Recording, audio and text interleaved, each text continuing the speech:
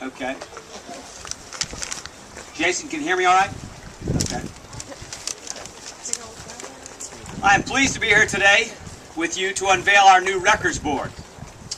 With the kindness of a number of people, mostly alums, our track and field team has had the good fortune of traveling around and across the country to different track meets in the last 12 years, in addition to our regular scheduled track meets. Over the last dozen years, we have had consistent support from many alums, but several have been there every year for us. And those are Coach Bass's son Michael, Alvin Smith, who is here with us today, and Alvin Stump. Alvin and Alvin are both from the class of 1952. The idea for the record board came from Brad Moore, our Assistant Director of Athletics for External Affairs.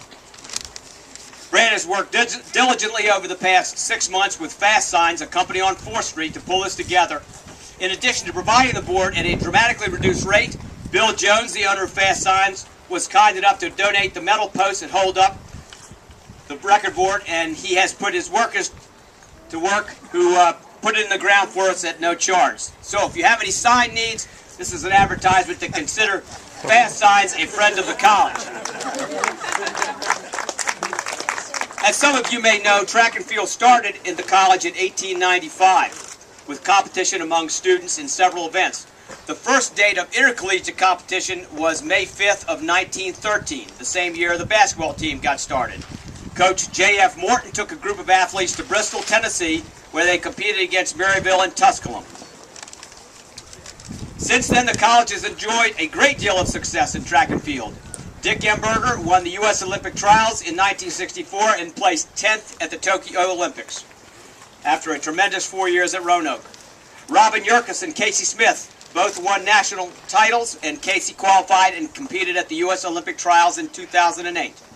Just this past Saturday, Carmen Graves finished second at the NCAA championships in the 800. When I look at the records in a few minutes, I will have to pinch myself and remind me that these are the product of athletes who came to this place not with an athletic scholarship in mind, but to be good student athletes, to work hard at both their academics and do as well as they could in athletics. Many of our men's records are from the teams coached by Homer Bass, who won more than 20 Mason-Dixon Conference titles, the most of any college during that era. Many of the records on the women's side are from our teams that have won 17 ODAC titles between the indoor and outdoor track seasons. We have had extremely successful history and should be very proud of it. I want to say thank you to several people before we cut the strings and unveil this record board. First, our athletic director, Scott Allison. Scott has been very supportive of us in a variety of ways, including giving great advice on everything from athletics to life in general. Albert Roberts, also on our college maintenance staff, has been here for us in many ways and has officiated today. As I look at this group, I see a number of former and current school record holders. I want to say thank you for your efforts as athletes, and thank you also for serving in many cases as an official.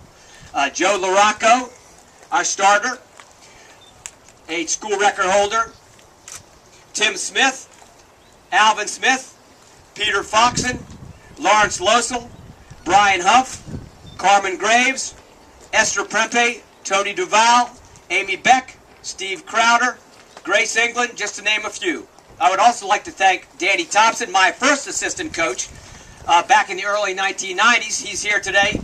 He drove down from Northern Virginia to be our pole vault official. I also like to thank my assistant coaches. Lisa Dalton is responsible for coaching our throwers, and many of the throwing coaches' records are up here because of her work with our great athletes. So let's give her a round of applause.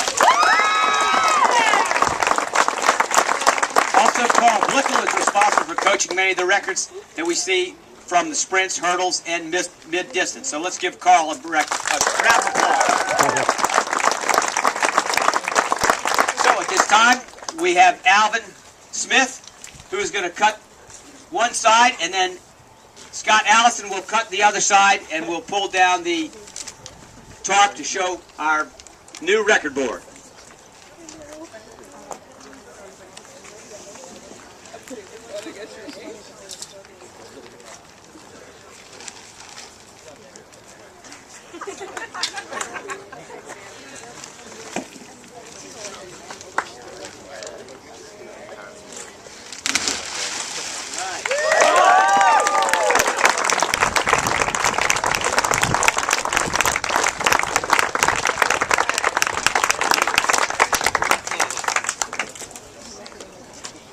So, I do want you to have a chance to gaze at the record board. Our students, our parents, our alumni, our officials, please help yourself to the food that we have underneath this tent.